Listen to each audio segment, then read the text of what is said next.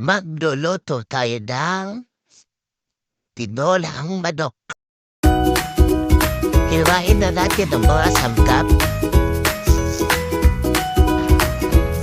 Luya, sibuyas at bawang.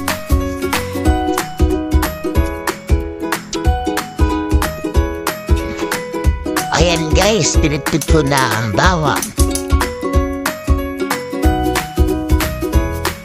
Tan ko na rin. Meron tayong manok, sayote, buwa at dahon ng sili. Maglagay ng mantika sa kaserola. Isahin ang luya. Halo-haloin lang po natin.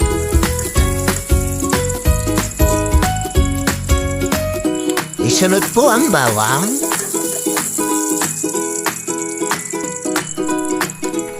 Halo-haloin lang po natin. Ilagay na po ang sibuyas. Halo-haloin po natin ulit. Ilagay na po natin ang karne.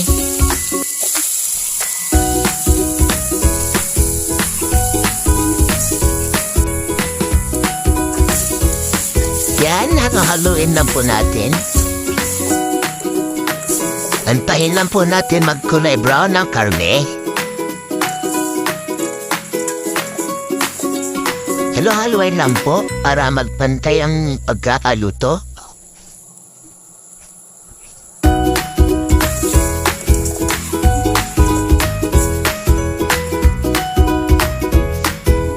Tapos takpan po muna natin.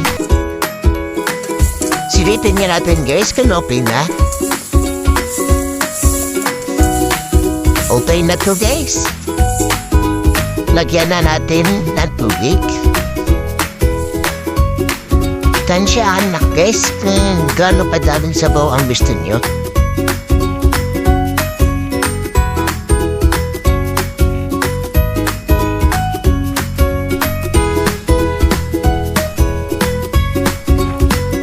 Ilagay na natin ang nurkit. Takpan muna natin hanggang sa kumulo. Ayan guys, kumukulo na. Ilagay na natin ang sayote.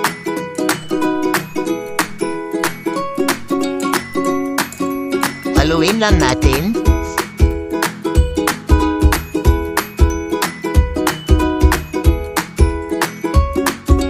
Takpan ulit hanggang sa kumulo.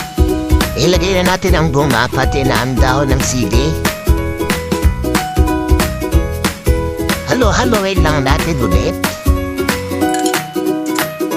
Yan, halo-haloin lang po natin.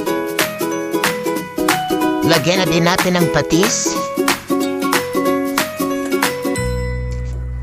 Halo-haloin lang natin ulit. Malamig ang panahon ngayon guys.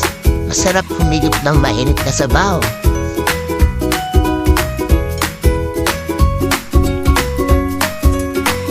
Yan guys, tagdagad na pa ulit ng konting patis. Haluin lang natin ulit para kumalat ang lasa ng patis. Takpan na muna natin guys hanggang sa maluto. Ayan guys, luto na. Siguradong masarap to guys. Tara, kain na tayo.